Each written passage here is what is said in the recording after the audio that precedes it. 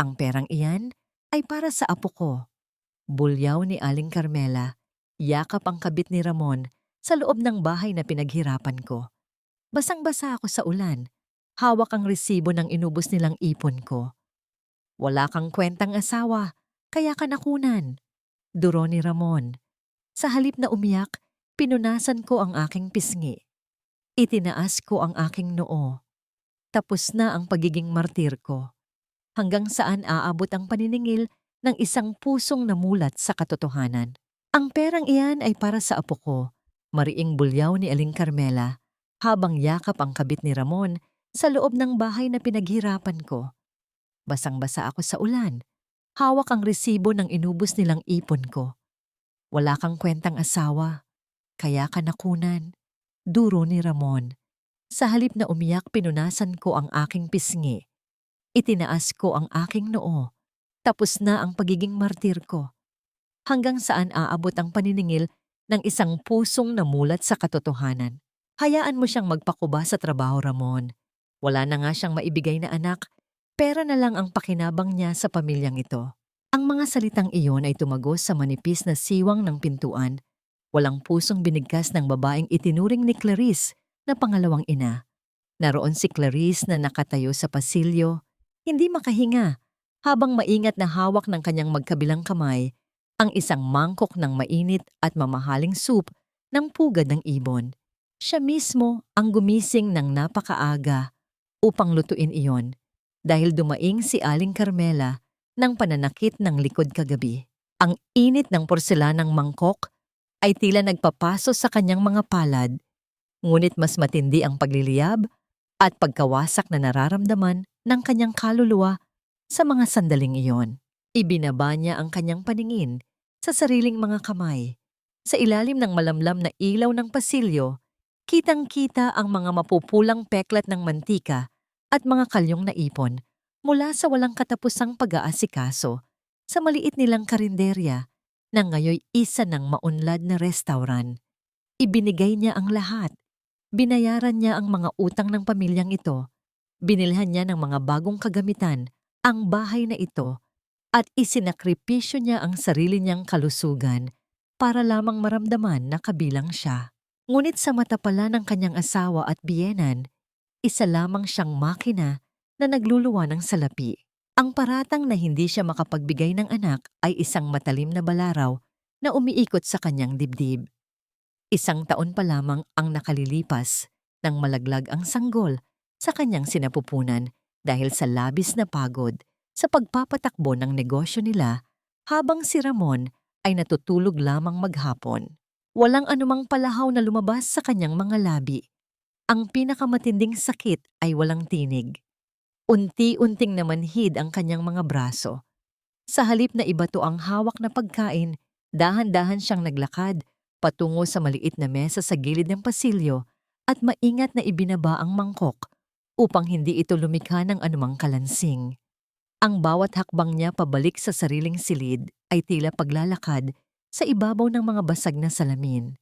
Pagpasok niya sa kwarto, ang tuloy-tuloy na pagdaloy ng tubig mula sa banyo ang naghudyat na naroon ang kanyang asawa.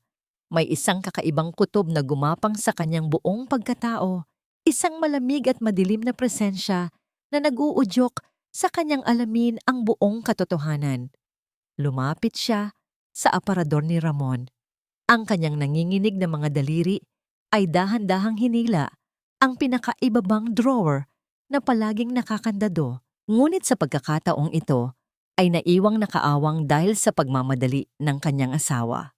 Sa ilalim ng mga nakatuping kamiseta, nakapan ng kanyang mga kamay ang isang makapal at lumang libro. Nang buklatin niya ito, sunod-sunod na nahulog ang mga nakatagong papel, mga resibo ng bank transfer. Laking gulat niya nang makita ang libu-libong piso na buwan-buwang inililipat ni Ramon mula sa kanilang joint account patungo sa isang pangalang hindi niya kilala. Micaela.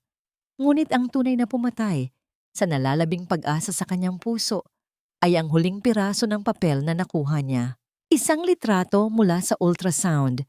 May malinaw na hugis ng isang munting sanggol at sa ibaba nito ay nakasulat ang pangalan ng pasyente na kinakasama ng kanyang asawa.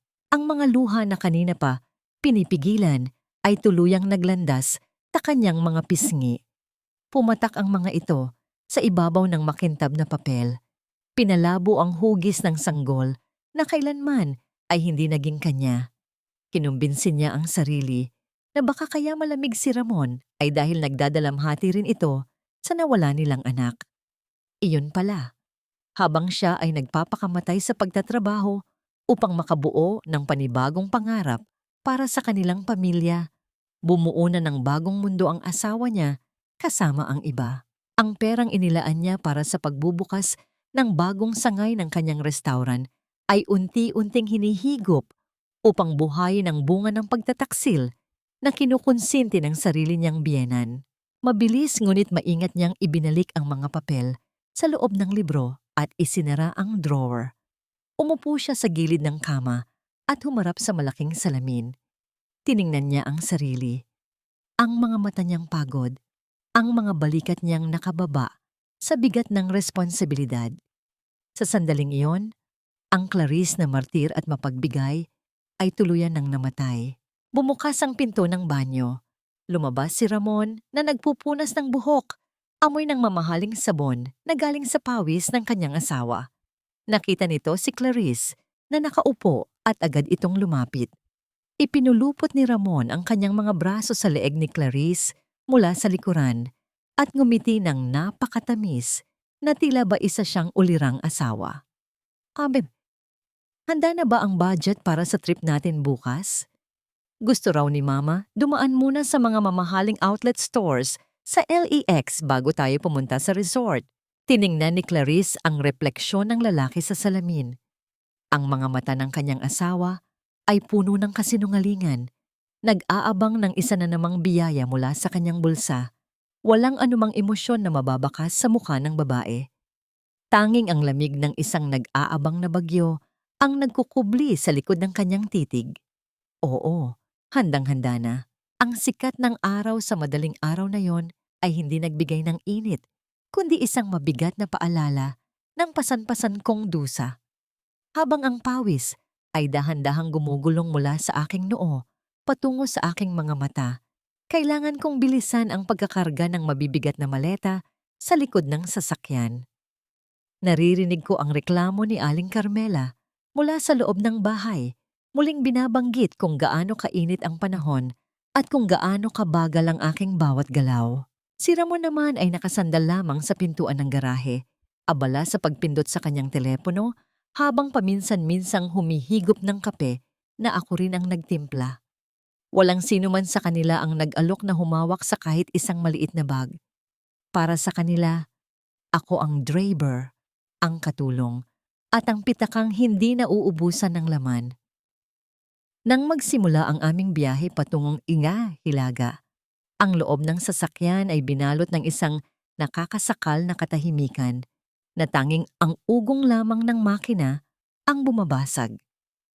Nakatitig ako sa mahabang kalsada ng NLEX. Ang aking mga kamay ay mahigpit na nakakapit sa manibela hanggang sa mamuti ang aking mga kuko.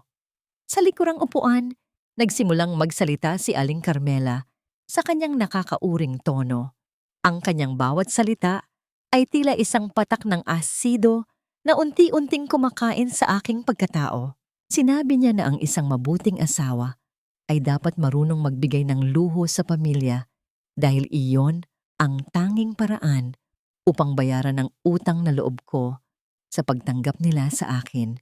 Pagkatapos ng mahabang litanya tungkol sa kabanalan at sakripisyo, humingi siya ng 500,000 piso mula sa pondo ng aking restaurant. Sinabi niya na kailangan daw iyon para sa negosyo ng kanyang pinsan, ngunit alam ko ang katotohanan. Ramdam ko ang panginginig ng aking ibabang labi habang pinipigilan ang emosyong gustong kumawala sa aking dibdib. Sumulyap ako sa rearview mirror at nakita ko ang pagngisi ni Ramon habang patuloy na bumibilis ang paggalaw ng kanyang mga daliri sa screen ng kanyang cellphone. Ang bawat mahinang tawa niya ay tila isang sampal sa aking mukha. Sa puntong yon, ang pasensyang maingat kong binuo sa loob ng maraming taon ay tuluyan ng gumuho. Sa isang mahinahon, ngunit matalim na boses, itinanong ko sa kanila kung ang perang iyon ba ay para talaga sa pinsan ni Aling Carmela o baka naman para sa huling hulog sa bagong bahay ni Micaela. Ang hangin sa loob ng sasakyan ay tila biglang nagyelo. Ang katahimikan ay naging kasing bigat ng isang dambuhalang bato na nakadagan sa aming lahat. Nakita ko ang panlalaki ng mga mata ni Ramon at ang biglang pamumutla ng mukha ni Aling Carmela sa salamin. Hindi sila makapagsalita. Tila ba ang kanilang mga dila ay biglang naputol dahil sa sobrang gulat. Ngunit ang gulat na yon ay mabilis na napalitan ng isang mapanganib na galit. Nagsimulang sumigaw si Aling Carmela.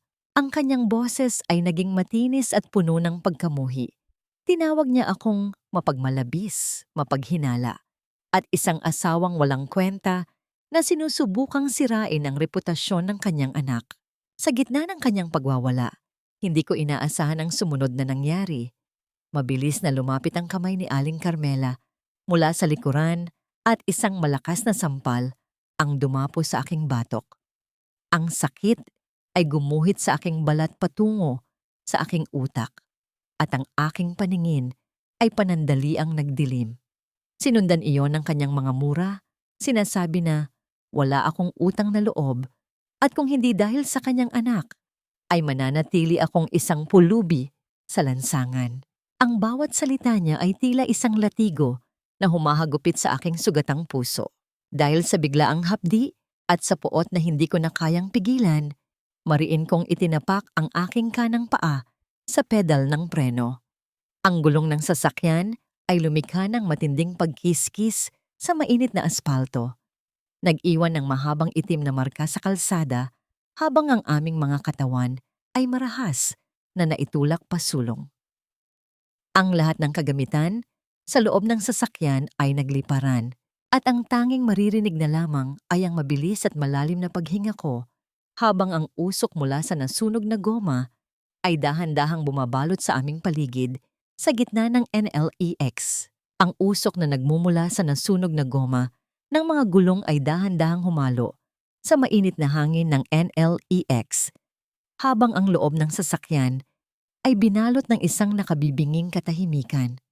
Ang tibok ng aking puso ay tila isang tambol na mabilis na humahampas sa aking dibdib, ngunit ang aking mga kamay na nakahawak pa rin sa manibela ay hindi na nanginginig. Ang hapdi sa aking batok mula sa sampal ni Aling Carmela ay nag-iwan ng isang mainit na pakiramdam, ngunit mas matindi ang apoy na naglalayab sa aking kalooban. Wala nang luha, wala nang pag-aalinlangan. Ang bawat hibla ng aking pagiging martir ay tuluyan ng natupok ng katotohanan. Ano ba, Clarice? Nababaliw ka na ba? Papatayin mo ba kami? Ang bulyaw ni Ramon habang pilit na inaayos ang kanyang sarili mula sa pagkakasubsob sa upuan. Ang kanyang boses na dati ay nagpapakaba sa akin ay tila na lamang isang ingay ng isang maliit na insekto sa aking pandinig. Hindi ko siya nilingon. Nanatili ang aking paningin sa mahabang kalsada sa aming harapan, kung saan ang init ng araw ay lumilikha ng tila mga anino ng tubig sa malayo. Sa bawat segundo ng katahimikan ko, lalong tumitindi ang pagwawala ni Aling Carmela sa likuran. Tinatawag akong bastos at walang modo. Bumaba kayo. Ang dalawang salitang iyon ay lumabas sa aking mga labi nang may kasiguraduhang ngayon ko lamang naramdaman sa buong buhay ko bilang asawa. Hindi iyon isang pakiusap, kundi isang hatol na hindi na mababago. Tila hindi narinig ni Ramon ang aking sinabi dahil nagpatuloy siya sa pagsigaw. Nagbabantang sasaktan ako kapag hindi ko itinabi ang sasakyan ng maayos. Hindi ako kumibo. Inalis ko ang aking seatbelt, binuksan ang pinto ng driver at lumabas sa gitna ng nagbabagang init ng highway. Naglakad ako patungo sa likuran ng sasakyan habang naririnig ko ang kanilang mga naguguluhang tanong. Binuksan ko ang compartment. Ang bawat maleta na naroon, na puno ng mga mamahaling damit at gamit na ako mismo ang nagbayad bilang regalo sa kanila, ay isa-isa kong hinila at marahas na ibinalita. sa gilid ng kalsada. Ang tunog ng mga bag na tumatama sa tuyong lupa at aspalto ay tila isang musika ng paglaya para sa akin. Ang bawat gamit na lumalagpak sa kalsada ay tila pagtatapon ko ng mga taon ng aking pagtitiis at mga pangarap na binaliwala nila. Walang hiya ka, Clarice. Saan kami sasakay? Iniwan mo na nga ang anak ko sa ere. Ngayon pati kami itatapon mo rito sa gitna ng daan? Ang histerikong sigaw ni Aling Carmela habang pilit na bumababa sa sasakyan. Ang kanyang mukha ay pulang-pula sa galit at pagkapahiya. Nilapitan ko siya ng buong tapang, sapat na upang makita niya ang kawalan ng takot sa aking mga mata. Kinuha ko ang nakatuping papel ng ultrasound mula sa aking bulsa at mariin itong ibinato sa dibdib ni Ramon na kakarating lang sa aking tabi. Magsama kayo ng kabit mo, Ramon.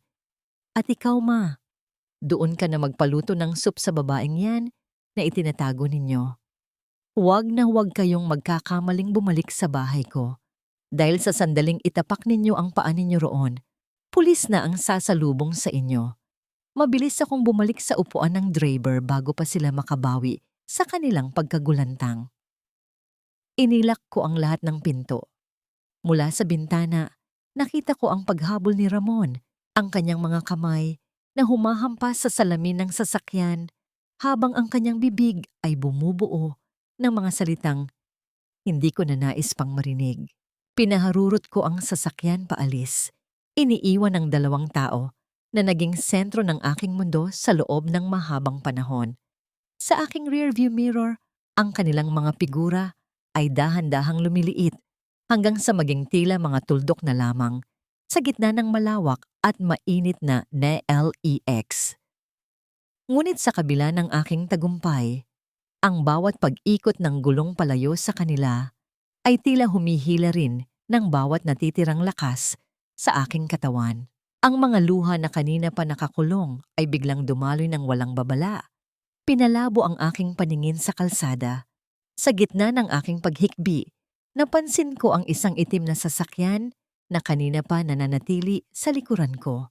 Tila sumasabay sa bawat bilis at bagal ng aking pagtakas. Sino ang nagmamasid sa aking pagkawasak sa gitna ng kalayaang ito? Ang bawat patak ng luha na dumadaloy sa aking mga pisngi ay tila mga laso na nagpapalabo sa aking paningin habang tinatahak ko ang daan pauwi. Ang mundo ay nagmistulang isang malabong anino ng mga ilaw at kalsada. Hindi ko na mabilang kung ilang beses akong muntikang mawala ng kontrol sa manibela, lalo na nang biglang lumitaw ang dambuhalang anino ng isang truck sa aking harapan. Ang malakas na bugso ng hangin mula sa pagdaan nito ay nagpayanig sa aking sasakyan, sapat upang magising ang aking diwa mula sa kailaliman ng aking pighati. Agad kong iginiyak ang sasakyan sa gilid ng kalsada at doon, sa gitna ng kadiliman ng gabi, ay hinayaan ko ang aking sarili na mawasak. Ang bawat hikbi ay tila isang piraso ng aking puso na kumakawala, hanggang sa ang tanging natira na lamang ay ang tuyong lalamunan at ang hapon na katawan. Pagdating ko sa aming bahay, ang katahimikan na sumalubong sa akin ay hindi nagbigay ng kapayapaan, kundi isang masakit na paalala ng aking pag-iisa. Ang bawat sulok ng tahanang ito ay may bakas ng aking mga sakripisyo. Tiningnan ko ang malambot na sofa na binili ko para sa kaginhawaan ni Aling Carmela at ang malaking telebisyon na hiningi ni Ramon bilang regalo sa kanyang kaarawan. Ang bawat gamit ay tila mga saksi sa aking katangahan. Sa loob ng maraming taon, itinuring ko ang aking sarili na isang alipin sa sarili kong pamamahay, nagtatrabaho ng walang humpay upang punan ang mga hiling ng mga taong hindi naman ako pinapahalagahan. Dala ng isang biglaang bugso ng determinasyon, kinuha ko ang malalaking itim na plastik na bag mula sa kusina. Isa-isa kong hinakot ang mga naiwang gamit ni Ramon mula sa aming silid. Ang kanyang mga mamahaling sapatos, ang mga pabango na ako rin ang bumili, at ang lahat ng bagay na nagpapaalala sa kanyang presensya ay itinambak ko sa loob ng mga bag na yon. Ang bawat paghatak at pagtapon ko ay tila isang hakbang patungo sa paglaya ng aking kaluluwa mula sa kadena ng aming pagsasama. Sa gitna ng aking paglilinis, nakita ko ang aming kwadradong litrato mula sa araw ng aming kasal. Nakatitig ako sa mukha ng babaeng nasa larawan, isang masaya at inosenteng Clarice na naniniwala pa sa salitang habang buhay. Kinuha ko ang matalas na gunting at maingat na pinutol ang larawan. Iniwan ko ang aking sariling imahe na nakangiti, habang ang bahagi ni Ramon ay dahan-dahang nahulog sa sahig kasama ng mga alikabok at dumi. Hindi ko kailangang sirain ang lahat. Kailangan ko lang bawiin ang bahagi ng aking sarili na ninakaw niya. Nang maramdaman ko ang panginginig ng aking kalamnan dahil sa pagod at gutom, nagtungo ako sa kusina. Sa unang pagkakataon sa loob ng maraming taon, hindi ako naghanda ng pagkain para sa iba. Nagpakulo ako ng gatas at dahan-dahang isinalin iyon sa aking paboritong baso. Ang init ng baso sa aking mga palad ay nagbigay ng isang uri ng aliw na matagal ko nang hindi nararamdaman. Habang hinihigop ko ang gatas, nadama ko ang banayad na pagdaloy ng init sa aking lalamunan patungo sa aking dibdib. Ipinikit ko ang aking mga mata at hinayaan ang sandaling iyon na maging simula ng aking sariling paghilom. Sa gitna ng malalim na katahimikan ng hating gabi, biglang umilaw ang aking telepono sa ibabaw ng mesa. Isang numero na hindi rehistrado sa aking mga kontak ang tumatawag. Sa simula ay nagatubili ako, ngunit tila may kakaibang puwersa na nagtulak sa akin na sagutin ito. Ang boses sa kabilang linya ay mababa, mahinahon, at puno ng isang uri ng awtoridad na hindi nakakatakot, kundi nakakakalma. Miss Clarice, ligtas po ba kayo? Napansin ko ang inyong pagtigil sa gilid ng highway kanina. Napatigil ako sa paghinga. Ang boses na yon ay tila pamilyar, ngunit hindi ko matandaan kung saan ko ito narinig. Sino ang lalaking ito na tila sinusundan ang bawat galaw ko sa gitna ng aking pinakamadilim na sandali? Bago ko pa man maitanong ang kanyang pangalan, ang tawag ay naputol. Nag-iwan lamang ng isang mahabang katahimikan at ang mabilis na pagtibok ng aking puso. Hindi ako dinalaw ng antok hanggang sa sumikat ang araw. Nang buksan ko ang pintuan upang kunin ang dyaryo sa labas, ang aking lalamunan ay tila natuyo sa nakita ko. Ang puting pintura ng aming pintuan ay binalot ng malalaking letra na kulay pula. Tila dumanak na dugo na bumubuo ng mga salitang humahamak sa aking pagkatao. Asawang walang kwenta. Ang mga salitang yon ay tila sumisigaw sa gitna ng tahimik na subdivision habang ang mga kapitbahay ay nagsisimulang lumabas at ituro ako ng may panghuhusga sa kanilang mga mata. Paano nila nalaman ang nangyari sa loob lamang ng isang gabi? Ang pulang pintura sa aking pintuan ay tila isang sariwang sugat na patuloy na kumakalat. Isang tahimik na hiyaw na nagpapatunay na ang digmaang aking pinasok ay hindi pa natatapos. Habang pinagmamasdan ko ang mga mapanghusgang tingin ng aking mga kapitbahay, naramdaman ko ang panlalamig ng aking mga kamay. Ang bawat bulong nila na tila hangin na dumadaan sa aking pandinig ay punong-puno ng lason. Hindi ko magawang itaas ang aking noo. Ang bigat ng kahihiyan o hiyan na itinanim ng pamilya ni Ramon sa aking pagkatao ay tila isang dambuhalang kadena na humihila sa akin pababa sa kailaliman ng lupa. Sa loob ng aking bahay na dati ay puno ng pangarap, tanging ang liwanag mula sa aking telepono ang nagbibigay ng anino sa mga dingding. Ang bawat tunog ng abiso ng mga mensahe ay tila isang patalim na tumutusok sa aking katahimikan. Nang buksan ko ang aking social media account, bumungad sa akin ang mukha ni Aling Carmela na namamaga sa pag-iyak habang naka-live sa Facebook. Hawak niya ang kanyang krusipiho at tsuweto habang ang bawat salitang lumalabas sa kanyang bibig ay isang baluktot na katotohanan.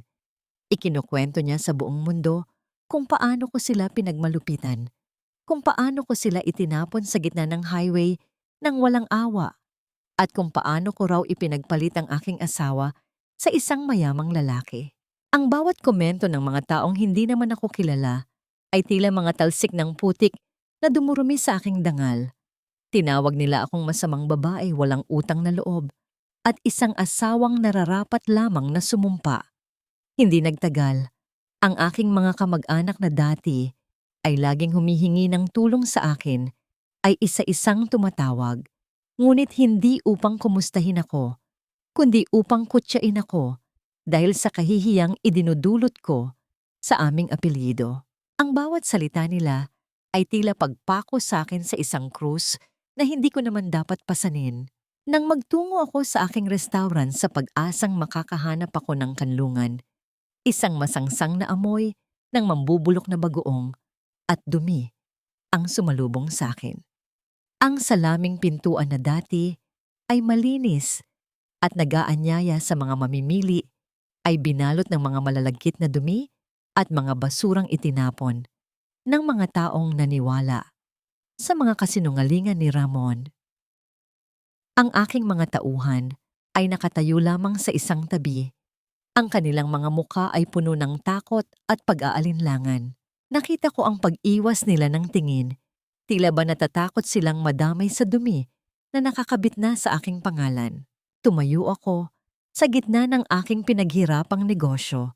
Nararamdaman ang panginginig ng aking mga tuhod hanggang sa tila mawalan ako ng lakas na tumayo.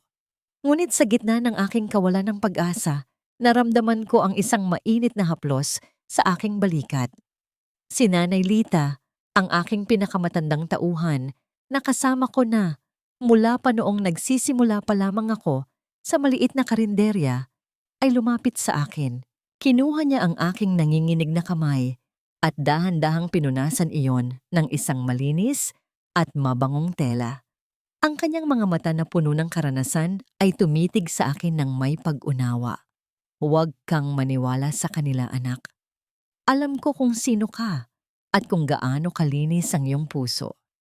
Ang mga salitang iyon ay tila isang mahimalang gamot na bahagyang nagpatahimik sa bagyo sa aking dibdib. Subalit ang sandali ng kapayapaan ay mabilis na naglaho nang bumukas ang pintuan ng restaurant ng may puwersa. Pumasok si Ramon. Suot ang kanyang pinakamahal na barong na tila ba isa siyang biktima na nakuha ang simpatiya ng lahat. Kasama niya ang isang lalaking may hawak na makapal na folder at may malamig na ekspresyon sa muka. Ang bawat hakbang ni Ramon sa loob ng aking restaurant ay tila isang pag-angkin sa bawat sentimetro ng lupang aking tinatapakan. Tumayo siya sa aking harapan nang may ngiting mapangapi, isang ngiti na nagsasabing siya na ang may hawak ng lahat ng baraha. Inilapag ng kanyang kasamang abogado ang isang dokumento sa ibabaw ng mesa sa tapat ko. Ang bawat letra sa papel na yon ay tila mga tinik na nais sumugat sa aking mga mata. Ako ang may-ari ng kalahati nito, Clarice.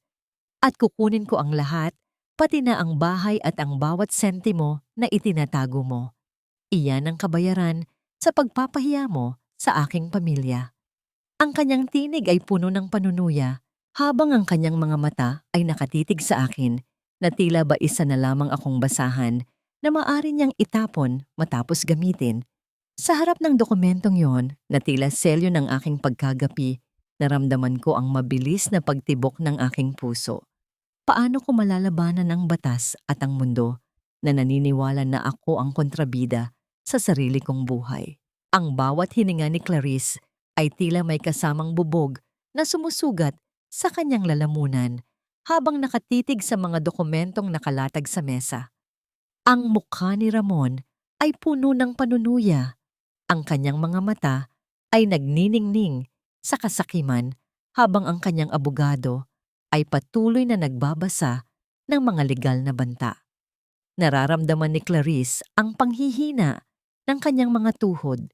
Tila ba ang sahig ng sarili niyang restaurant ay nagiging putik na lalamon sa kanya. Ang panginginig ng kanyang mga daliri ay hindi niya na maitago at ang bawat salitang lumalabas sa bibig ng abogado ay tila mga martilyo na nagpapaguho sa kanyang natitirang lakas. Ngunit bago pa man makapagsalita ang abogado ng isa pang banta, isang mahinahon at malalim na boses ang pumutol sa tensyon mula sa madilim na bahagi ng silid.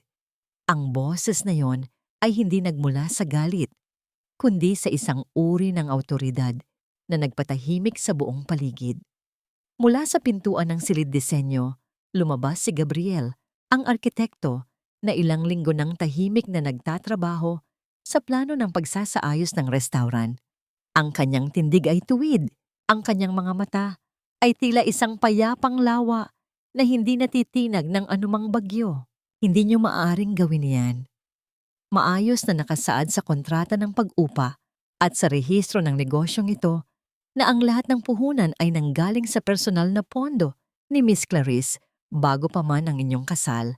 Ang bawat salita ni Gabriel ay tila isang malamig na tubig na nagpatahimik sa apoy ni Ramon.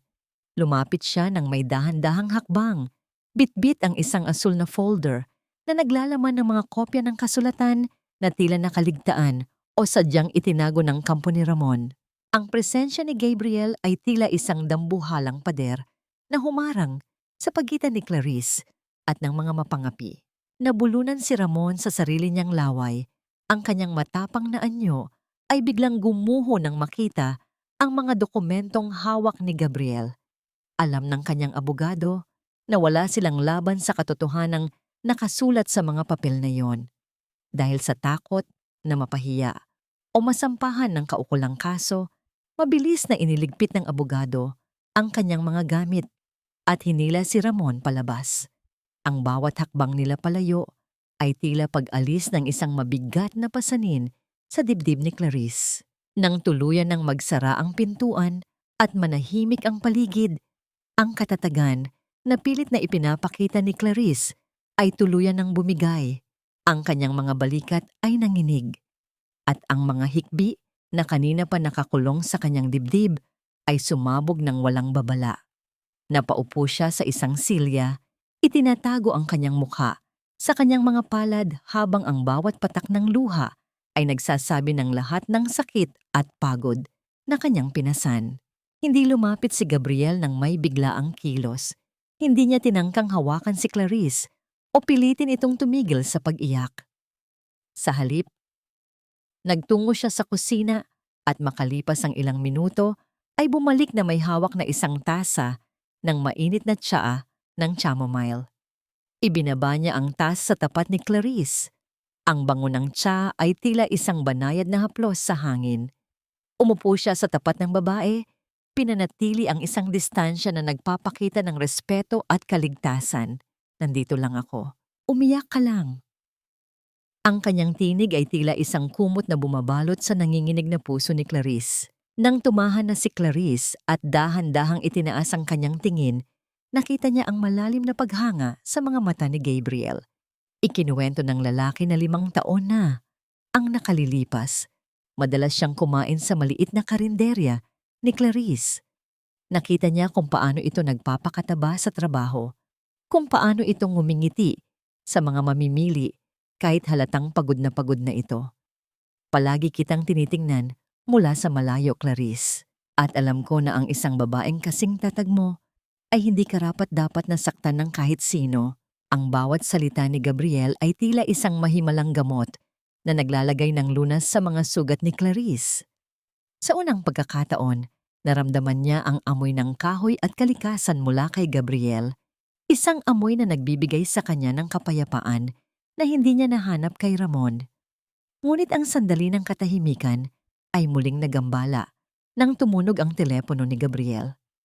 Ang kanyang mukha ay biglang nagdilim at ang kanyang mga daliri ay humigpit sa hawak na device.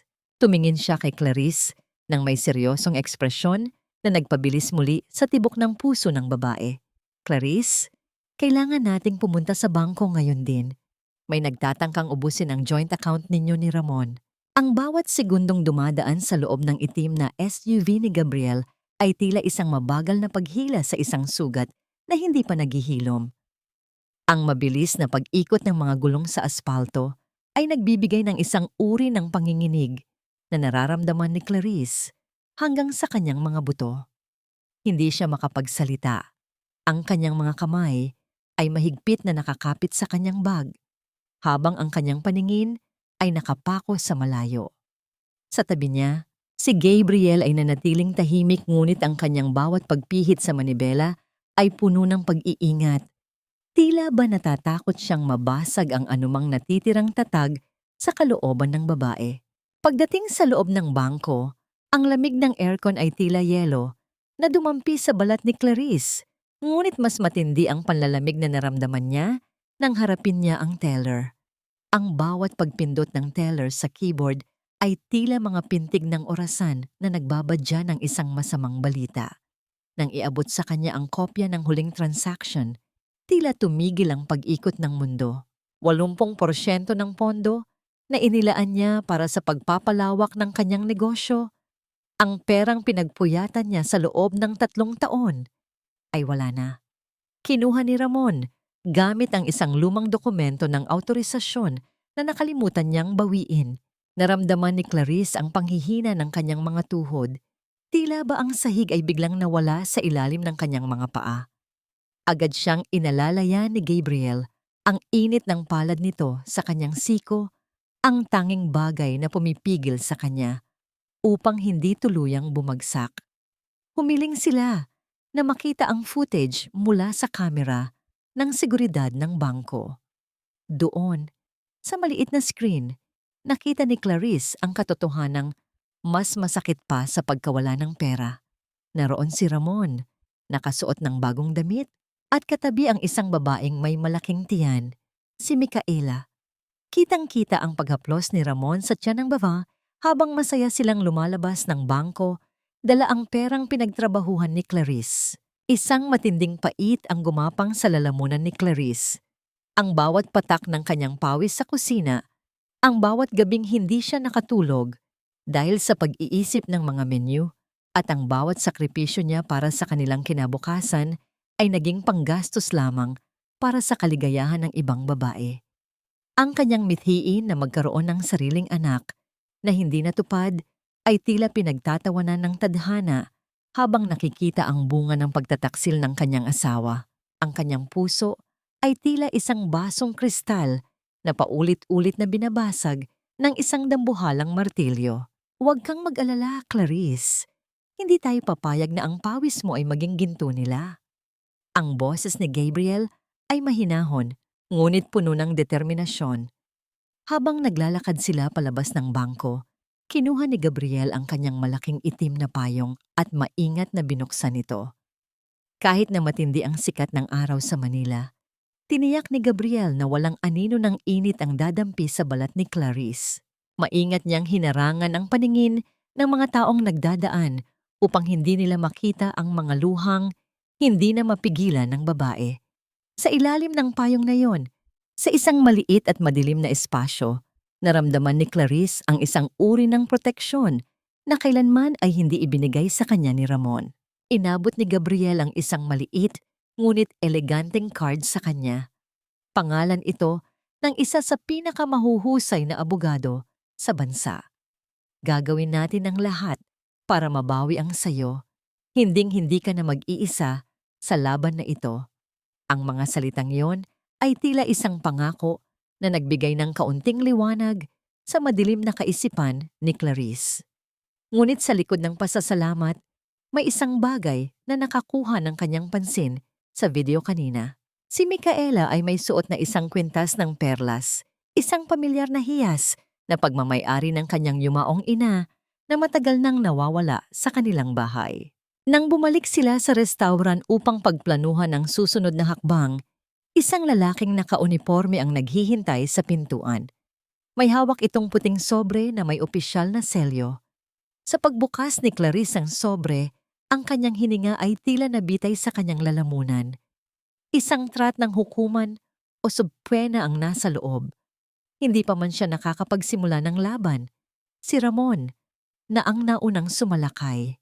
Formal itong nagsampa ng kaso upang hingi ng kalahati ng lahat ng ari-arian ni Clarice, kasama na ang restaurant, bilang biktima raw ng emosyonal na pang-aabuso.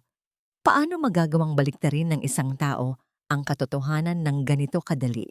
Ang bawat letra sa puting papel na hawak ni Clarice ay tila mga anino ng nakaraan na pilit siyang iginigapos sa isang madilim na sulok. Habang nakaupo siya sa harap ng kanyang abogado na si Attorney Santos, ramdam niya ang bigat ng bawat salitang legal na lumalabas sa bibig nito.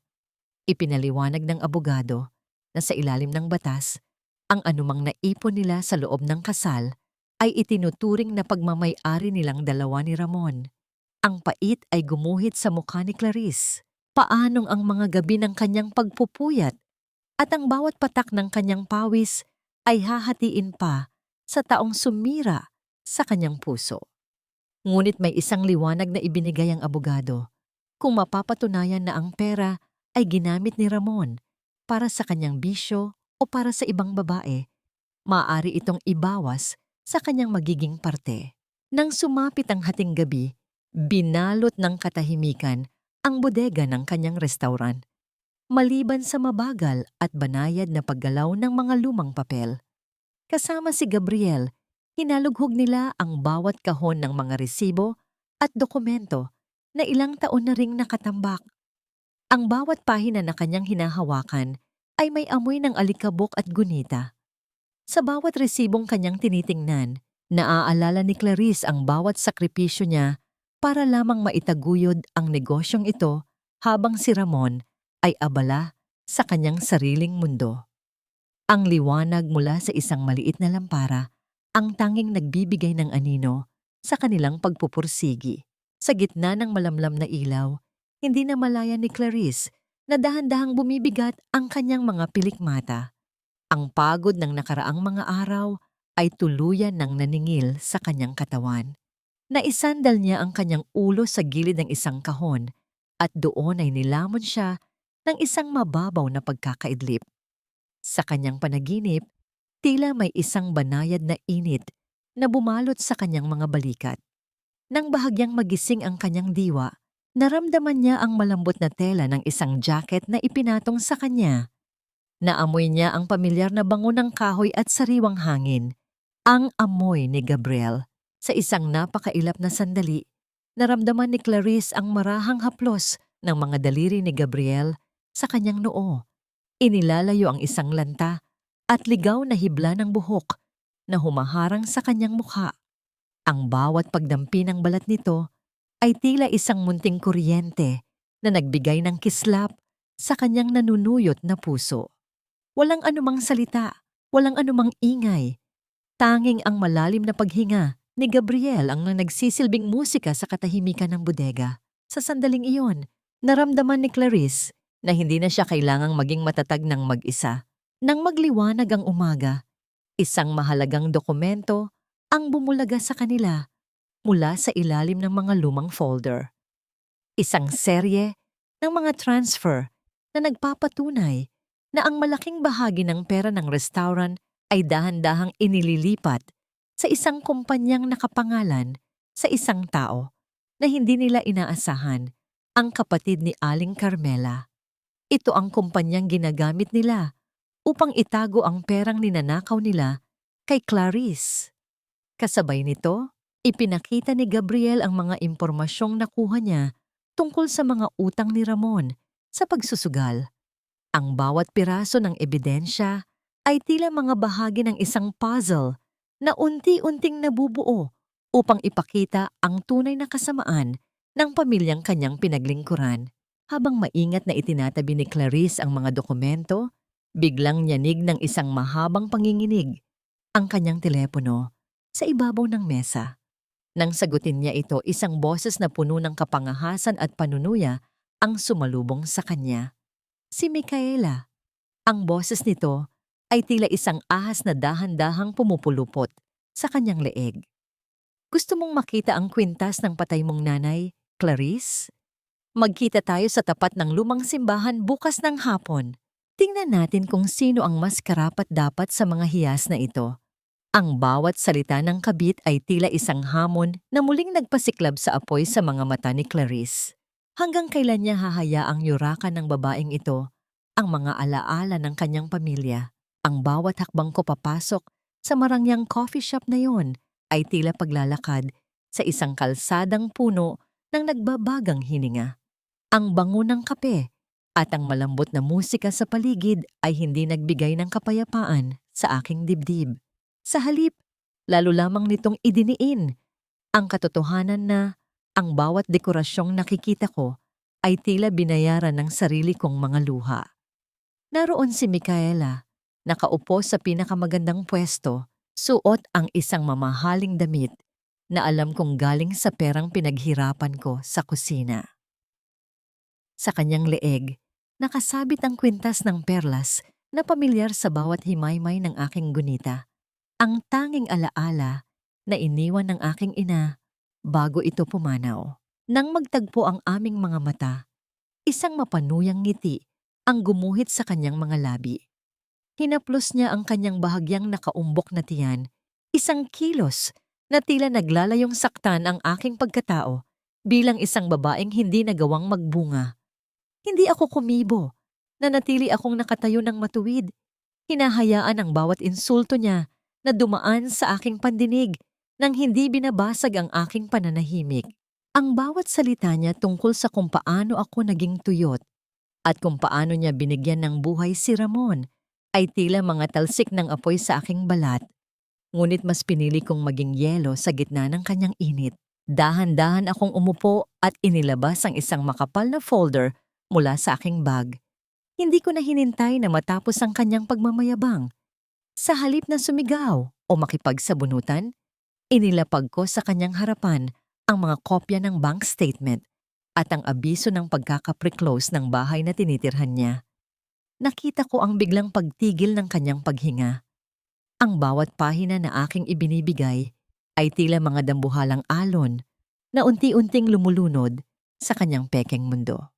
Sinabi ko sa kanya na ang bahay na itinuring niyang palasyo ay nakapangalan sa akin at ang bawat sentimo na ibinibigay ni Ramon ay utang na dahan-dahan ko nang binabawi sa pamamagitan ng batas.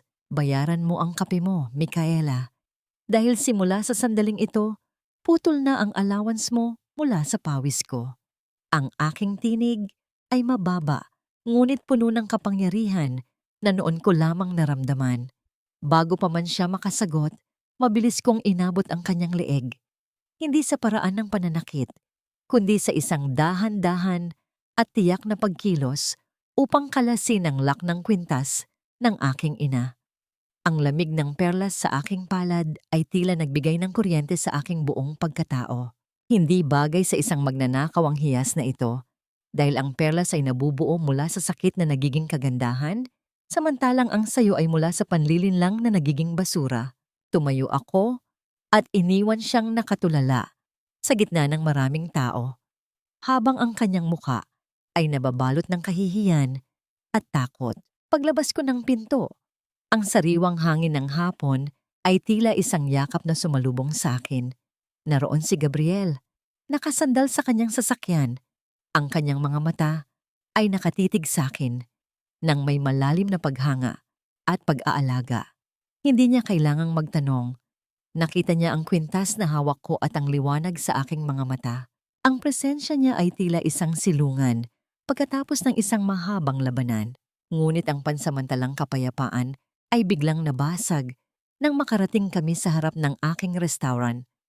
Ang tunog ng pagbagsak ng isang mabigat na bagay at ang pagkadurog ng mga kristal ay bumasag sa katahimikan ng gabi. Ang salaming pintuan na simbolo ng aking pagpupursigi ay binalot ng mga bitak at ang mga piraso nito ay kumalat sa sahig na tila mga bituin na nawala ng ningning. Sa gitna ng mga basag na salamin, naroon ang isang malaking bato na may nakadikit na papel. Iurong mo ang kaso o susunugin namin ang lahat nang mayroon ka. Ang mga pulang letra sa papel ay tila nagbabaga sa ilalim ng ilaw ng poste. Naramdaman ko ang mabilis na pagtibok ng aking puso at ang panlalamig ng aking mga daliri. Hindi lamang pera ang nais nilang kunin. Nais nilang ubusin ang bawat hibla ng aking dignidad at kaligtasan. Sa gitna ng panganib na ito, hanggang saan ko kayang itaya ang aking buhay?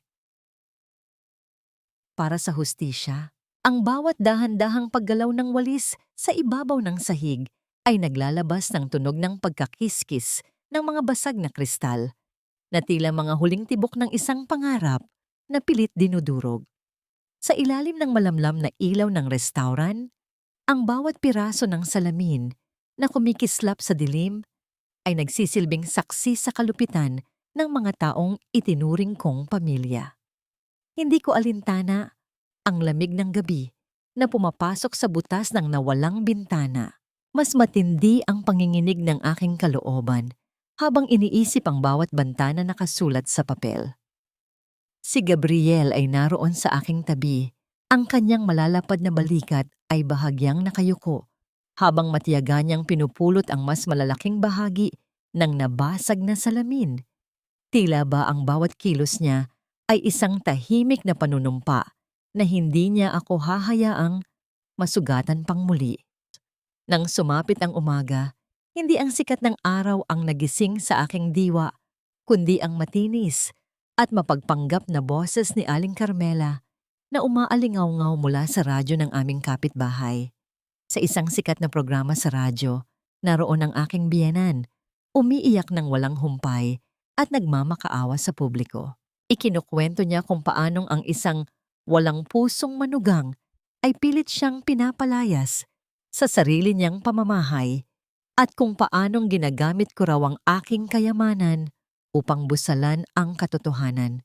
Ang bawat hikbi niya ay tila isang dula-dulaan na pinaniniwalaan ng libu-libong nakikinig, habang ang bawat salita niya ay naglalagay ng madilim na mantsa sa aking pangalan. Ang hiya na kanyang itinatanim sa isipan ng mga tao ay tila isang laso na mabilis na kumakalat sa buong barangay. Hindi nagtagal, ang aking telepono ay tila naging isang kuta na pinagbabagsakan ng mga bala ng galit. Sunod-sunod na pagkansela ng mga reservasyon ang natanggap ko mula sa mga parokyano na dati ay malapit sa akin. Ang aking mga tauhan ay nakatayo sa isang sulok. Ang kanilang mga muka ay puno ng pag-aalinlangan habang pinagmamasdan ang mga hate comments sa pahina ng aming restaurant. Ang bawat negatibong salita ay tila mga talsik ng asido na unti-unting kumakain sa pundasyon ng negosyong pinagbuhusan ko ng aking buhay. Pakiramdam ko ay nakatayo ako sa gitna ng isang lumulubog na barko at walang sino man ang nais mag-abot ng kamay upang ako ay isalba. Sa gitna ng kaguluhang ito, tumunog ang aking telepono. Ang pangalan ni Ramon ay kuminang sa screen na tila isang banta. Nang sagutin ko ito, ang kanyang boses ay puno ng kapangyarihan at mapanuyong awa.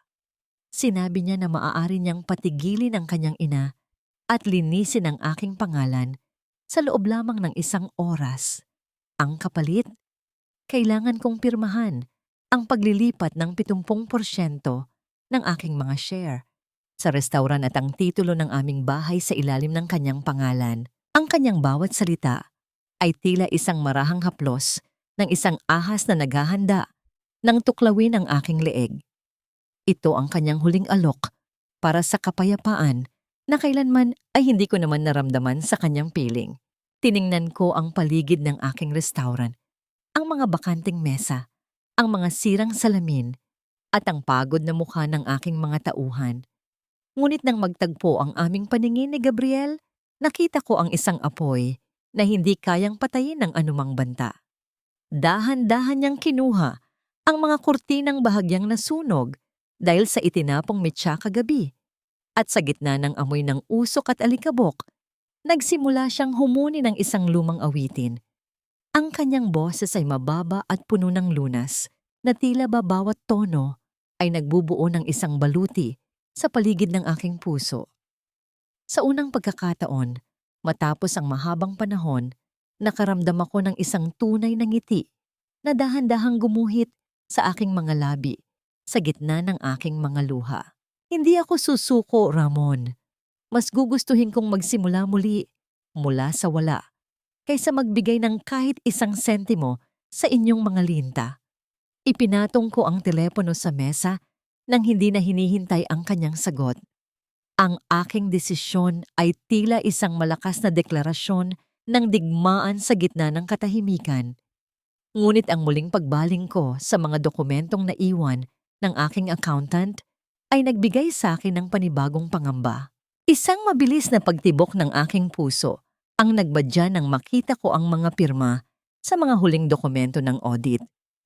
Ang taong pinagkatiwalaan ko sa aking mga lihim na pananalapi ay tila naging katuwang na rin ng mga anino sa aking likuran. Hanggang saan ang kayang gawin ng pagtataksil bago ito tuluyang lumamon sa liwanag? Ang malamig na semento ng pasilyo ng hukuman ay tila naglalabas ng isang uri ng panginginig na dahan-dahang gumagapang mula sa mga talampakan ni Clarice patungo sa kanyang buong katawan. Ang bawat hakbang niya ay tila may kasamang mabigat na tanikala. Isang pasanin ng kahihiyang hindi naman siya ang may gawa, ngunit siya ang pinapasan. Sa loob ng silid paglilitis, ang hangin ay naging masikip at puno ng amoy ng luma at tuyong mga papel. Na tila ba ang bawat hininga niya ay may kasamang alikabok ng nakaraan. Sa kabilang panig ng silid, naroon si Ramon, nakasuot ng isang maayos na barong na tila ba isa siyang ulirang biktima, habang si Aling Carmela ay nakaupo sa likuran nito. Hawak ang isang kulay ubing rosaryo at ang kanyang mga labi ay dahan-dahang gumagalaw sa isang panalangin puno ng pagkukunwari. Nang tawagin ang kanilang accountant na si Mang Jun upang magbigay ng pahayag, naramdaman ni Clarice ang isang mabilis na pagtibok ng kanyang puso na tila isang ibon na pilit kumakawala sa isang hawla. Si Mang Jun, ang lalaking itinuring niyang higit pa sa isang empleyado, ang taong nakakaalam ng bawat sentimo na pumasok at lumabas sa kanyang restaurant mula pa noong unang araw. Iniiwas ng matanda ang kanyang paningin habang dahan-dahang itinataas ang kanyang kamay upang manumpa. Sa bawat salitang lumalabas sa bibig ni Mang Jun, tila may mga kutsilyong tumutusok sa likuran ni Clarice. Ang mga kasinungalingan tungkol sa mga itinagong pondo at maling deklarasyon ng kita ay tila mga anino na dahan-dahang lumalamon sa katotohanan. Habang nakikinig sa mga testimonya ng pagtataksil, naramdaman ni Clarice ang panlalamig ng kanyang mga daliri. Ang bawat sulyap ni Aling Carmela na puno ng mapanuyang tagumpay ay tila isang sampal na paulit-ulit na dumadapo sa kanyang mukha. Ang biyenan niya ay tila isang santo sa harap ng batas, ngunit sa likod ng mga matang yon ay ang parehong lason na sumira sa kanyang tahanan. Nararamdaman ni Clarice ang pagnanais na sumigaw, na ilabas ang lahat ng galit at pait, ngunit ang kanyang lalamunan ay tila binarahan ng isang malaking bato. Sa gitna ng kanyang kawalan ng pag-asa, naramdaman niya ang isang matatag na presensya sa kanyang likuran.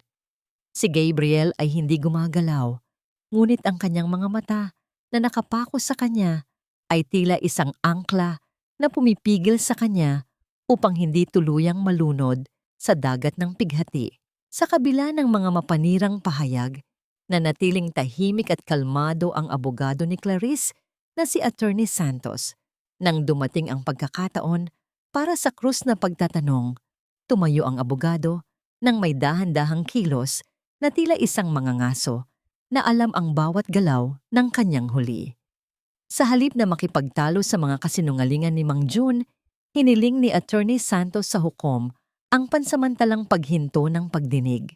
Binanggit niya ang pagkakaroon ng isang mahalagang piraso ng ebidensya na kakakuha lamang nila, isang tago at lihim na talang pananalapi na magpapatunay kung kaninong bulsa talaga napunta ang nawawalang pera.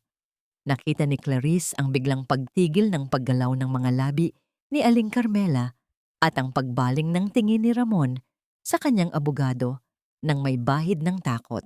Nang lumabas sila ng silid paglilitis, ang bawat hakbang ni Clarice ay tila mas magaan ngunit puno pa rin ng kaba. Nakita niya si Ramon na nakatayo sa labas. Ang mukha nito ay binalot ng isang mapanirang ngisi habang tinitingnan siya mula ulo hanggang paa. Ang bawat salita ng kanyang asawa tungkol sa kanyang nalalapit na pagkatalo ay tila hangin na lamang na dumaan sa kanyang pandinig. kasama si Gabriel. Mabilis silang nagtungo sa sasakyan upang bumalik sa restaurant. Ang kanilang mga isipan ay okupado ng susunod na hakbang sa kanilang madilim na laban. Ngunit ang katahimikan ng kanilang paglalakbay ay naputol nang makarating sila sa harap ng restaurant. Ang pintuang gawa sa bakal na dapat ay nakasara, nang mahigpit ay bahagyang nakaawang, at mula sa loob ay maririnig ang isang nakakatakot na tunog ng metal na humahampas sa isa pang matigas na bagay. Nang dahan-dahan silang pumasok, ang kanilang mga mata ay bumungad sa isang eksenang hindi nila inaasahan. Naroon si Ramon sa loob ng opisina. Ang kanyang mukha ay puno ng pawis at ang kanyang mga mata ay van ng galit habang pilit niyang binubuksan ang maliit na vault sa ilalim ng mesa gamit ang isang dambuhalang martilyo. Ang bawat pagtama ng bakal sa vault ay tila isang pag-atake sa huling kuta ng kaligtasan ni Clarice. Habang ang bawat gamit sa loob ng opisina ay nagkalat sa sahig na tila mga bangkay ng isang nakaraang pangarap, ang bawat pagbagsak ng dambuhalang martilyo sa ibabaw ng bakal na vault ay naglikha ng isang yanig na damang-dama ni Clarice hanggang sa kanyang mga talampakan. Sa loob ng maliit na opisina, ang hangin ay naging mainit at puno ng amoy ng pawis at desperasyon. Naroon si Ramon, ang kanyang mga mata ay van ng pula at ang kanyang mga kalamnan ay nanginginig sa bawat hampas. Nang makita niya si Clarice, hindi pagsisisi ang gumuhit sa kanyang mukha, kundi isang mapanganib na galit ng isang hayop na nasukol sa madilim na sulok. "Buksan mo ang pesteng vault na ito, Clarice!" Sigaw ni Ramon. Ang kanyang boses ay paos at puno ng pangangatog. Ibinaba niya ang martilyo at mabilis na lumapit. Ang bawat hakbang niya ay tila isang banta. Inamin niya sa gitna ng kanyang pagngangalit na ang kanyang buhay ay nakataya na. Ang mga taong inutangan niya sa pagsusugal ay hindi na marunong maghintay. Sa kanyang baluktot na kaisipan, ang bawat sentimo ni Clarice ay pag-aari niya at ang pagtanggi ng asawa ay isang pagtataksil sa kanyang kaligtasan. Itinuro niya ang kanyang daliri sa mukha ni Clarice. Isinisigaw na kasalanan nito kung bakit siya nalubog sa putik dahil sa kakuripot at pagiging matigas ang ulo ng babae. Nang tangkaing lundagin ni Ramon si Clarice upang agawin ng susi, isang mabilis at matatag na anino ang humarang sa kanilang pagitan. Si Gabriel ay kumilos nang may bilis na hindi inaasahan mula sa kanyang malumanay na anyo. Sa isang dahan-dahang pagpihit at pag-ipit sa braso ni Ramon, nagawa niyang ilubog ang mukha nito sa ibabaw ng mesa. Ang bawat pagpiglas ni Ramon ay walang nagawa laban sa lakas ni Gabriel na tila isang pader na hindi matitibag. Walang anumang ingay ng suntukan, tanging ang tunog ng mabilis na paghinga ni Ramon at ang paglapat ng kanyang katawan sa kahoy ang namayani sa silid. "Subukan mo siyang hawakan ulit. Ipapakulong kita bago pa man makuha ng mga inutangan mo ang buhay mo." Ang boses ni Gabriel ay mababa, tila isang kulog sa malayo na nagbabadya ng isang malakas na bagyo. Ang lamig ng kanyang boses ay tila isang bakal na pumulupot sa leeg ni Ramon na nagpatahimik dito sa takot. Habang nakadapa, ang dating mapagmataas na asawa ni Clarice ay nagsimulang humikbi. Ang kanyang mga luha ay humalo sa alikabok ng sahig habang nagmamakaawa siya ng isa pang pagkakataon. Ngunit ang puso ni Clarice ay tila naging isang batong hiyas na hindi na kayang tunawin ng anumang drama. Walang anumang emosyon na mababakas sa kanyang mukha habang dinudukot niya ang kanyang telepono mula sa kanyang bag. Ang kanyang mga daliri ay hindi nanginginig nang pindutin niya ang numero ng himpilan ng pulisya. Ang kanyang bawat salita sa kabilang linya ay malinaw at direkta. Iniuulat ang isang kaso ng pagsira sa ari-arian at pagtatangka sa kanyang kaligtasan. Sa sandaling iyon, ang huling hibla ng pag-ibig na itinago niya para sa lalaking ito ay tuluyan ng naputol.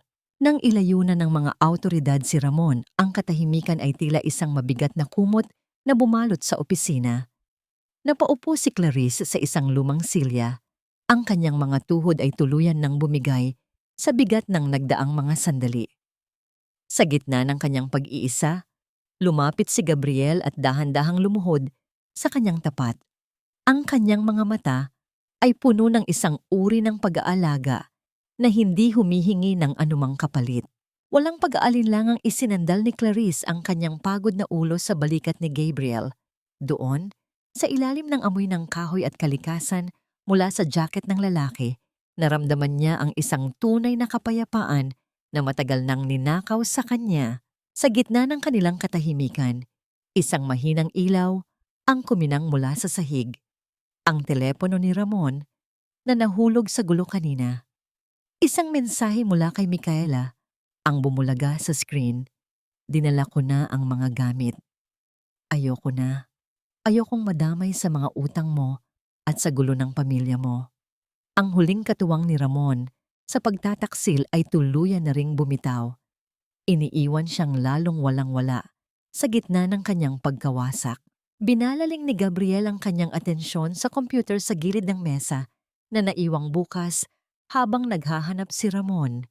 Ang kanyang mga mata ay mabilis na gumalaw sa bawat letra ng isang lumang dokumento ng prangkisa o franchise mula sa 5 taon na ang nakalilipas. Isang dahan-dahang nangiti ang gumuhit sa kanyang mga labi habang binabasa ang bawat maliit na letra ng kontrata. Tiningnan niya si Clarice nang may bagong liwanag sa kanyang mga mata. Clarice, wala silang makukuha ni isang kusing. Nakasaad dito na ang lahat ng karapatan sa pangalan at kita ng restaurant ay nakapangalan sa iyong ina bago pa ito pumanaw at ikaw lamang ang tanging tagapagmana. Hindi ito kailanman naging bahagi ng inyong conjugal property. Ang bawat sentimo mo ay sayo lang at sayo mananatili. Ang sikat ng araw sa umagang yon ay tila may dalang kakaibang lamig. Isang uri ng katahimikan na nagbabadya ng pagtatapos ng isang mahabang laban. Sa loob ng opisina, ang bawat dokumentong nakalatag sa mesa ay tila mga sandata na maingat na inihanda ni Gabriel at ng kanilang abogado. Ang katotohanan na ang restaurant ay isang pamana mula sa kanyang ina na nakarehistro na 5 taon bago pa man dumating si Ramon sa kanyang buhay ang naging pinakamalakas niyang kalasag. Ngunit bago ang huling pagtutuos sa hukuman, alam ni Clarice na kailangan niyang tuldukan ang kasakiman ng pamilyang kumain sa kanyang dangal sa loob ng maraming taon. Kinuha ni Clarice ang kanyang telepono at sa isang nanginginig na boses, isang pagkukunwari na maingat niyang pinag-aralan, ay tinawagan niya si Aling Carmela. Ang bawat hikbi niya sa kabilang linya ay tila isang matamis na musika sa pandinig ng matanda. Sinabi niya na pagod na siya, na hindi na niya kaya ang gulo at handa na siyang ibigay ang lahat ng porsyento ng restaurant, huwag lamang siyang mabulok sa kahihiya-kahihiyan at demandahan. Ang bawat salita ni Clarice ay tila isang moinyu o pain na sadyang inihulog sa gutom na isda. Ang tanging hiling niya ay hayaan na lamang siyang manatili sa maliit nilang bahay upang doon magluksa sa kanyang pagkatalo. Sa kabilang linya, ang tinig ni Aling Carmela ay punong-puno ng mapanirang tagumpay. Ang kanyang bawat tawa ay may kasamang pang-uuyam. Tinatawag si Clarice na mahina at hangal. Agad siyang sumang-ayon sa mungkahi na magkita sila sa isang kilalang opisina ng notaryo publiko sa susunod na araw upang pirmahan ang lahat ng dokumento ng paglilipat. Para sa matanda, ito na ang katuparan ng kanyang pangarap na maging reyna ng isang malaking negosyo nang hindi man lamang naglalabas ng kahit isang patak ng pawis. Ang kanyang kasakiman ay tila isang dambuhalang apoy na lalong nag-aalab sa bawat pangako ng salapi. Nang matapos ang tawag, ang lungkot sa mukha ni Clarice ay biglang naglaho at napalitan ng isang malamig na determinasyon. Naroon si Gabriel sa kanyang tabi. Pinapanood ang bawat kilos niya ng may malalim na paghanga. Upang ipagpasalamat ang lahat, nagtungo si Clarice sa kusina. Sa unang pagkakataon, nagluto siya ng isang espesyal na bat ng soup. ang parehong soup na dati niyang inihahain para sa kanyang biyenan. Ngunit sa pagkakataong ito, ang bawat sangkap ay hinaluan niya ng pagmamahal para sa taong tunay na nagpahalaga sa kanya. Nang kainin yon ni Gabriel at purihin ang kanyang luto nang may tapat na ngangiti, naramdaman ni Clarice ang isang uri ng kaligayahan na matagal na niyang kinalimutan. Ang bawat subo ni Gabriel ay tila nagbubura sa bawat pait na dulot ng nakaraan. Habang naghahanda sila para sa kinabukasan, isang balita ang nakarating sa kanila mula sa mga tauhan ni Gabriel. Si Micaela, ang babaeng naging katuwang ni Ramon sa pagtataksil, ay tuluyan na ring naramdaman ang bigat ng karma. Nang malaman niyang wala ng perang makukuha mula kay Ramon at malapit na itong makulong, tinangay niya ang huling natitirang alahas at pera ni Aling Carmela at mabilis na naglaho. Ang pamilyang nagnakaw sa kaligayahan ni Clarice ay nagsisimula na ring magnakawan sa isa't isa. Ang bawat sandali ng kanilang pagkawatak-watak ay tila isang anino ng nalalapit nilang pagkagapi.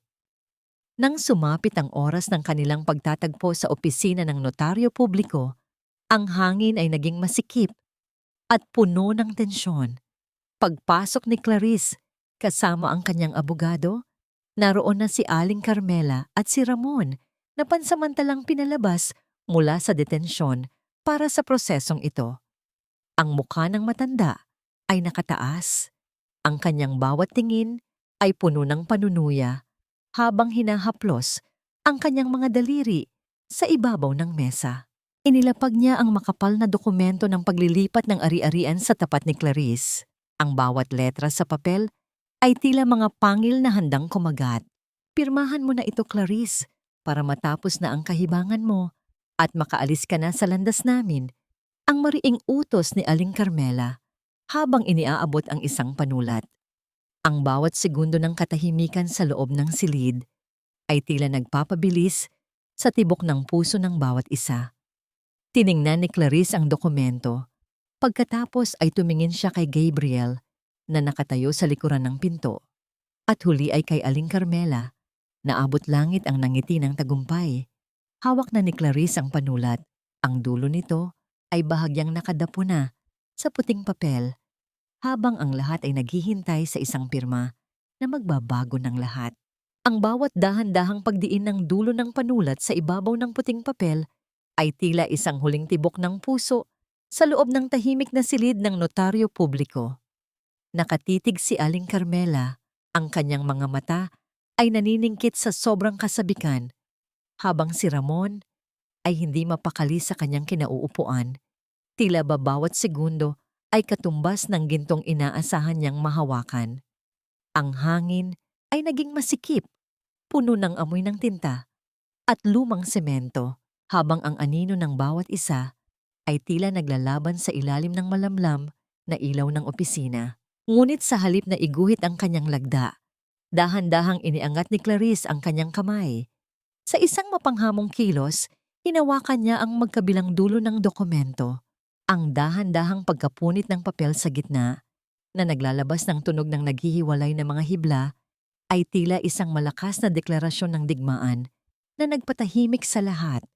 Ang mga piraso ng dokumento na naglalaman ng kanyang pagsuko ay dahan-dahang nahulog sa sahig, tila mga puting talulot ng bulaklak na nalanta sa gitna ng bagyo. Ano ang ibig sabihin nito, Clarice? Nababaliw ka na ba? Ang bulyaw ni Aling Carmela habang pilit na tumatayo. Ang kanyang mukha ay biglang binalot ng matinding galit at pagkalito. Hindi siya sinagot ni Clarice. Sa halip, ang kanyang abogado na si Attorney Santos ang dahan-dahang naglabas ng isang panibagong folder mula sa kanyang bag. Ang bawat pahinang inilalabas nito ay tila mga matatalim na espada na tumatama sa puso ng mga nagnanais magnakaw sa kanyang pagkatao. Ipinakita ng abogado ang opisyal na kasulatan mula sa kawanihan ng lupa at negosyo. Ang tatak ng pamana mula sa ina ni Clarice na nakarehistro na bago pa man dumating ang anumang kasal ay tila isang dambuhalang pader na humarang sa lahat ng pangarap ni Ramon. Kasabay nito, Inilabas din ang mga record ng bawat sentimong ginamit ni Ramon para sa kanyang pagsusugal at para sa pagpapakain sa kanyang lihim na pamilya. Ang katotohanan na ang bawat pisong nawala ay itinuturing na pagnanakaw sa ilalim ng batas ay tila isang malamig na tubig na nagpatahimik sa pagwawala ni Aling Carmela. At para sa inyong kaalaman, Ma, meron pa tayong huling bisita, ang mahinahong sabi ni Clarice habang dahan-dahang pinipindot ang play button sa kanyang recorder. Ang boses ni Mang June, ang kanilang accountant, ay narinig sa buong silid. Isang pag-amin kung paanong si Aling Carmela mismo ang nag-utos na dayain ang mga libro ng pananalapi kapalit ng isang malaking halaga. Ang bawat salita sa recorder ay tila mga kuko na kumakalmot sa dangal ng kanyang biyenan. Nasa sandaling iyon ay tuluyan nang napaupo sa silya, ang kanyang muka ay naging kasing puti ng papel na kanina lang ay nais niyang pirmahan. Ang pinto ng opisina ay dahan-dahang bumukas nang walang babala. Pumasok ang dalawang lalaking nakauniporme, kasunod ang tatlo pang lalaki na may mga matitigas na anyo at suot ang mga t-shirt na nagpapakilala sa kanila bilang mga maniningil ng utang. Ang bawat hakbang nila sa loob ng silid ay tila nagbibigay ng dagdag na bigat sa atmosfera. Nilapitan nila si Ramon na sa sandaling iyon ay tila naging isang maliit at basang sisiw sa gitna ng malakas na ulan. Ang bawat pakiusap ni Ramon ay hindi na pinakinggan habang ang mga kamay ng awtoridad at ang mga anino ng kanyang mga utang ay dahan-dahang pumupulupot sa kanya. Tumayo si Clarice nang may bagong uri ng karangalan. Tiningnan niya ang kanyang asawa at biyenan sa huling pagkakataon, hindi nang may galit, kundi nang may malalim na dusa at duldol ng panghihinayang para sa mga taong naging pamilya niya sana. Binibigay ko na sa inyo ang kalayaan ninyo. Ang boses niya ay hindi nanginginig, tila isang payapang dagat pagkatapos ng isang malakas na dilubyo. Sama-sama kayong malunod sa sarili ninyong kasakiman. Pagtalikod niya, naroon si Gabriel sa pintuan. Ang kanyang mga kamay ay bukas para tanggapin ang bawat bigat na nais ng bitawan ni Clarice. Ang dahan-dahan nilang paglalakad palabas ng gusali habang ang sikat ng araw ay humahaplos sa kanilang mga muka ay tila isang mahabang buntong hininga ng kaligayahan. Ang bawat hakbang nila palayo sa madilim na silid na yon ay tila paglalakad patungo sa isang mundong muling nabubuo mula sa mga abo. Hindi na nalingon pang muli si Clarice dahil sa unang pagkakataon sa loob ng maraming taon, ang tanging nakikita niya ay ang liwanag ng kanyang sariling bukas. Isang buwan ang mabilis na lumipas at ang amoy ng sariwang pintura at bagong tabas na kahoy ay humahalimuyak sa bawat sulok ng aking bagong gusali. Ang bawat paghaplos ng sikat ng araw sa mga bagong bintana ay tila isang banayad na halik ng pag-asa sa isang pusong matagal na binalot ng dilim. Habang pinagmamasdan ko ang bawat detalye ng aking bagong pangarap, naramdaman ko ang isang uri ng katahimikan na hindi ko inakalang makakamtan ko pa. Wala na ang mabigat na tanikala ng nakaraan, tanging ang malayang paghinga na lamang ang nananatili sa aking dibdib. Sa gitna ng aking pag-aayos, nakita ko ang isang anino na nakatayo sa kabilang panig ng kalsada. Isang babaeng nakasuot ng kupas na damit, ang kanyang buhok ay tila hindi na nasuklay ng matagal na panahon at ang kanyang mga mata ay binalot ng matinding pagod. Si Micaela, ang dating mapagmataas na babaeng nagwasiwas ng aking kwintas, ay nakatayo ngayon nang may panginginig sa mga tuhod, habang mahigpit na yakap ang isang munting sanggol na nakabalot sa isang lumang kumot. Ang kanyang ganda na dati ay ginamit niya upang manira ng tahanan ay tuluyan ng humulas, tila isang bulaklak na nalanta sa gitna ng matinding tagtuyot. Nang dahan-dahan siyang lumapit at humingi ng tulong para sa kanyang anak, hindi ko naramdaman ang pagnanais na manumbat o maghiganti. Ang bawat salita niya tungkol sa kung paano siya iniwan ni Ramon matapos maubos ang lahat ng perang ninakaw nila ay tila hangin na lamang na dumaan sa aking pandinig. Kinuha ko ang aking pitaka at naglabas ng sapat na halaga upang mabili ang pangangailangan ng sanggol. Para sa bata ito, hindi sa'yo. Huwag ka nang magpapakita sa akin dahil ang bawat pagkakataon na makikita kita ay isang paalala ng isang buhay na ayaw ko nang balikan. Ang kanyang pasasalamat na may halong hikbi ay hindi na nagbigay ng anumang kurot sa aking puso. Ang tanging naramdaman ko ay ang dahan-dahang paglayo ng huling bakas ng onhan o galit. Mula sa mga balitang nakarating sa akin, ang karma ay tila isang mabilis na agos na lumamon sa pamilya ni Ramon. Ang aking asawa ay kasalukuyan ng nasa loob ng rehas dahil sa mga kaso ng panloloko at malalaking utang na hindi niya nagawang bayaran. Habang si Aling Carmela naman, ang babaeng dati ay puno ng talas ng dila, ay nakahiga na ngayon sa isang maliit at madilim na silid sa isang paupahan. Ang kanyang katawan ay binalot ng kapansanan matapos siyang tamaan ng isang malakas na stroke sa sobrang galit at pagkabigla. Ang kanyang mga labi na dati ay puno ng lason ay hindi na makabuo ng kahit isang malinaw na salita. Tila ba ang tadhana na mismo ang nagpatahimik sa kanyang kasamaan. Wala na ang mga utusan, wala na ang karangyaan. Tanging ang sarili niyang mga alaala na lamang ang kanyang kasama sa bawat gabi ng kanyang pag-iisa. Nang sumapit ang dapit hapon, naramdaman ko ang isang matatag at pamilyar na presensya sa aking likuran. Hindi ko na kailangang lumingon upang malaman kung sino ang lalaking nagbigay ng bagong kulay sa aking mundo. Inilapag ni Gabriel ang isang balumbon ng mga plano sa ibabaw ng mesa. Ngunit sa ilalim ng mga papel na yon ay may isang maliit na sulat na nakatago. Para sa ating kinabukasan, ang bawat letra ay tila may kasamang init na dahan-dahang bumabalot sa aking puso. Dahan-dahan niyang ipinalupot ang kanyang mga braso sa aking baywang, isang yakap na puno ng respeto at pangako ng kaligtasan. Isinandal ko ang aking ulo sa kanyang dibdib, naririnig ang bawat malalim at payapang pintig ng kanyang puso na tila isang awit ng paghilom. Sa sandaling iyon, ang lahat ng hirap, ang bawat luhang pumatak sa NLEX at ang bawat sugat ng aking kaluluwa ay tila naging sulit para lamang marating ang payapang dalampasigan na ito. Ang pag-ibig pala ay hindi kailangang maging isang sakripisyo. Ito ay isang pakikipaglakbay kung saan ang bawat isa ay katuwang sa pagbuo ng isang mas magandang bukas. Sa huling bahagi ng aming paghahanda, lumabas kaming dalawa sa tapat ng restaurant. Ang madilim na kalangitan ay unti-unting napuno ng mga bituin, tila mga saksi sa aming bagong simula. Kinuha ni Gabriel ang remote control para sa malaking signboard sa itaas.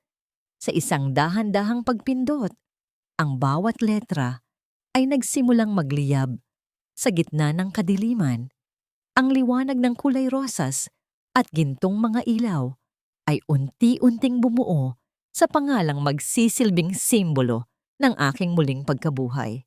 Ang bawat kislap ng signboard ay tila isang hiyaw ng tagumpay laban sa lahat ng pagsubok, habang ang anino namin ni Gabriel ay nagtagpo sa ilalim ng rutilanteng liwanag na iyon. 2 taon na ang mabilis na lumipas mula nang huling beses kong naramdaman ang init ng aspalto ng NLEX sa aking mga paa. Ngunit ang bawat alaala ng hapdi ay tila naging mga pataba na lamang sa isang masaganang hardin ng aking bagong buhay. Ang restaurant na Clarissa's Rebirth ay hindi na lamang isang gusali. Ito ay naging isang tahanan para sa mga taong nagnanais ng lunas sa pamamagitan ng masasarap na pagkain at tapat na pagtanggap. Sa bawat pagbukas ng aming pintuan sa umaga, ang bango ng sariwang kape at bagong luto na tinapay ay tila isang dalangin na umaakyat sa kalangitan. Nagpapasalamat sa bawat pagkakataon ng muling pagsisimula. Sa ibabaw ng aking mesa sa opisina, isang puting sobre na may selyo ng pambansang bilangguan ang dahan-dahang kinuha ng aking mga daliri. Ito ang liham ni Ramon, ang pangatlong sulat na ipinadala niya sa loob ng 6 na buwan. Sa loob ng mga pahinang iyon, humihingi siya ng patawad, nagsisisi sa bawat pagkakataong pinaluha niya ako at ninakawan ng dignidad. Binanggit din niya ang kalagayan ni Aling Carmela na hanggang ngayon ay nananatiling bilanggo ng sariling katawan at ng katahimikan sa isang charity ward. Pinagmasdan ko ang kanyang sulat nang may malalim na buntong hininga. Napagtanto ko na ang pagpapatawad ay hindi nangangahulugang kailangan mong ibalik ang mga taong sumira sa iyo sa loob ng iyong buhay. Pinatawad ko na siya, hindi dahil karapat-dapat siya, kundi dahil karapat-dapat ang aking puso sa kapayapaan. Dahan-dahan kong inihulog ang papel sa loob ng makina na sumisira sa mga dokumento. Pinapanood ang bawat salita ng pagsisisi na maging maliliit at walang saysay na hibla ng papel. Ang bawat pintig ng aking puso ngayon ay wala ng kasamang takot o panginginig. Sa labas ng aking opisina, naririnig ko ang mahinahon at masayang boses ni Gabriel habang tinuturuan niya ang aming mga tauhan sa tamang pag-aayos ng mga mesa. Ang pag-ibig pala, kapag ito ay totoo, ay hindi humihingi ng lahat ng iyong lakas hanggang sa ikaw ay maubos. Sa halip, ito ay nagbibigay ng lakas upang ikaw ay lumago. Suot ko ang isang simpleng singsing sa aking daliri, isang simbolo ng aming pangako na binuo hindi sa bilis ng damdamin, kundi sa tibay ng paggalang at pag-unawa. Sa susunod na buwan, formal na naming tatanggapin sa aming tahanan ang isang munting batang babae mula sa ampunan. Isang bata na hindi man galing sa aking sinapupunan ay magmumula naman sa kailaliman ng aking pagmamahal. Doon ko napatunayan na ang pagiging isang ina ay hindi nasusukat sa dugo, kundi sa kakayahang magbigay ng kalinga nang walang hinihintay na kapalit. Sa aking pagtayo at pagtingin sa malaking bintana, nakita ko ang aking refleksyon. Hindi na ito ang babaeng may mga balikat na nakayuko sa bigat ng obligasyon. Ang babaeng nasa salamin ay may mga matang nagniningning sa pag-asa at noo na mataas na nakatingin sa bukas. Ang bawat luhang pumatak sa NLEX ay tila naging mga perlas na ngayon ay nagbibigay ng ningning sa aking pagkatao. Ang bawat sakripisyo ko noon ay naging aral na hindi na kailanman muling mauulit.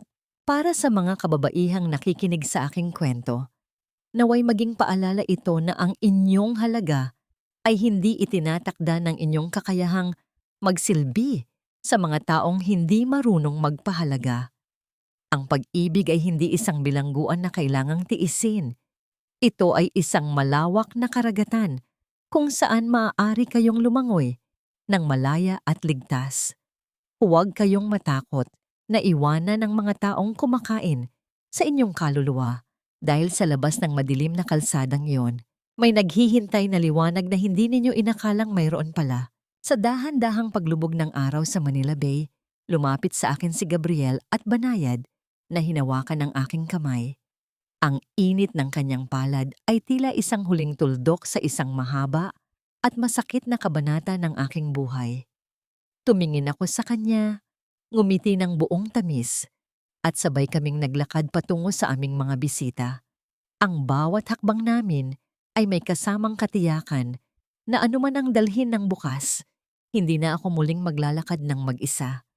Ang gabi ay dahan-dahang bumabalot sa paligid, ngunit sa loob ng aming puso, ang araw ay kailanman ay hindi na muling lulubog.